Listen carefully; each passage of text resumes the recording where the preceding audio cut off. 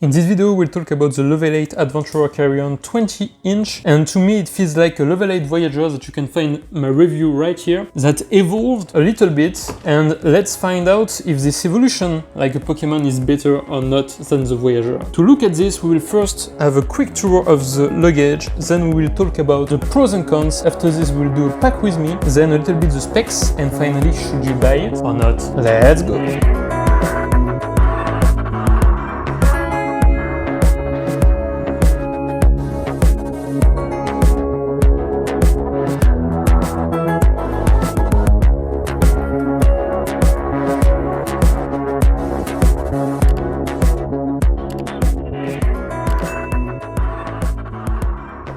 Quick tour of this luggage. So first of all, maybe you can see here there is a Level 8 branding, and as you can see I got it in this Bumblebee from Transformers color, so you have black, yellow and black. I really like this one. Here the black will hide all the defects or the scratches when you use it, so it's nice, and the yellow will not really be in contact, will not get so much scratch. That's pretty nice. First of all, you can see that it rolls perfectly because Level 8 has always some good 360 spinning wheels. Then what you can see is the same layout on the Voyager, so you have a handle on the side like this, you have a handle on the top like this, you have some little things like this to put it on this side or on this side and not worry about damaging the ring luggage. You have a TSA approved lock right here. If I open it, it looks like this. Then you have the big beefy handle that we know from Level 8. I really like it. It's really beefy and it works very well. And then you have this panel here, which is the main opening of the luggage that we will see right after. And also here you have the expandability feature. It's a reversed wakeke zipper on this side like this. And if I open it all the way, here it's open all the way, and you can see you have some more space here. It feels really rugged. It feels a little bit like cord drawer. I'm not sure it's cord drawer, but it feels like cord drawer, maybe not a 1680D, but something like this. So it feels very strong. It shouldn't fail on you. Let's go on the couch so I can show you a little bit more of this luggage. So here we are on the couch. Like I said, here is the TSA lock right here. If I put it like this, it will open like this, so perfect, you can put the code. And what's really interesting maybe is the main opening of the luggage. So if I put it like this, it opens like this.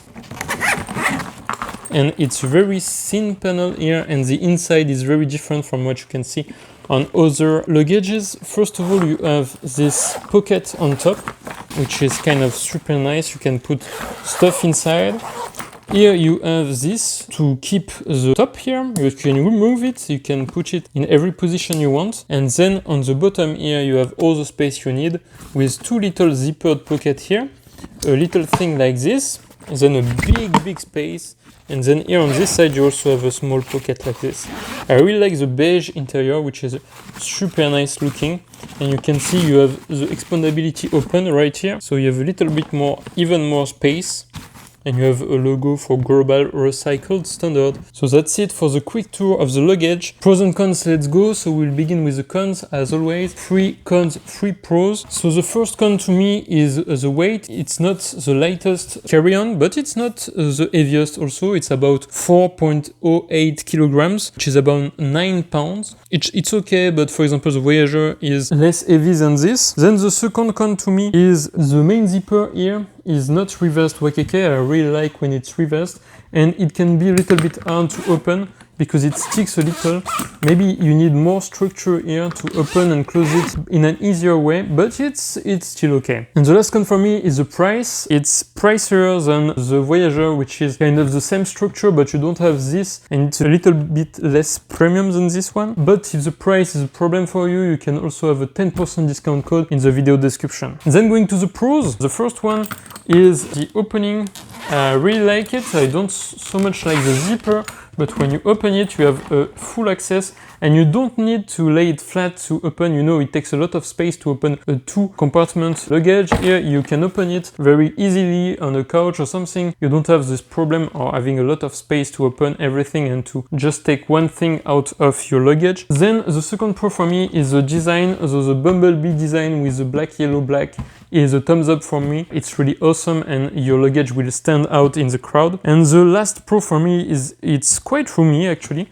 It's 45 liters base, and then you have the expansion and it gives you around 5 liters more. So a total of 50 liters, and it's still carry-on friendly, so you can still bring it with you directly on the plane. So let's go for a pack with me. I did a very quick one just to show you that there is a ample space inside, a lot of space. If I open it,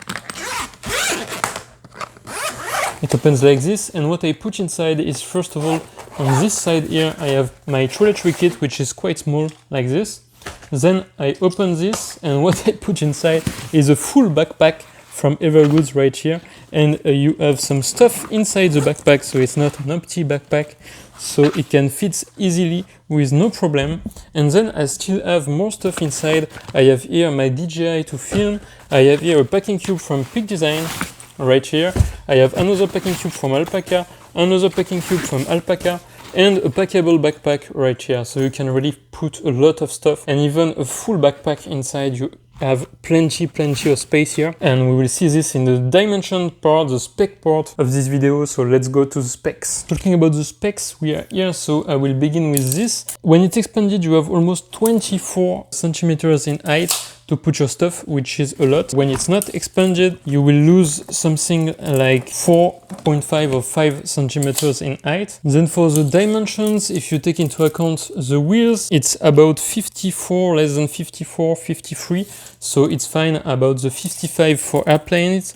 In this dimension, it's about 25, 26-ish. It's about 30, 35-ish, 36-ish. It also should be fine in this dimension. Talking a little bit about the weight. So I just measured it, and it's about 4.15 kilograms, and in pounds it's 9.1 pounds. So they say 9 pounds, it's a little bit more. And then talking about the materials, this is German made Macrolon, like always. The wheels are very good and spins very well, and it's well constructed. It's YKK zippers all around. So in the end, should you buy this ring luggage? Well, it depends what you need, but if you need a ring luggage that is a little bit different and has a very distinctive look, like the bumblebee look, or you can also have other colors or more normal colors, this is perfect. If you like this opening like this, which change a lot from a standard ring luggage, this is the way to go. But if you want the same build quality, the same layout and everything, but not this opening, and a little bit less premium, you have the Voyageur that, like I said, I reviewed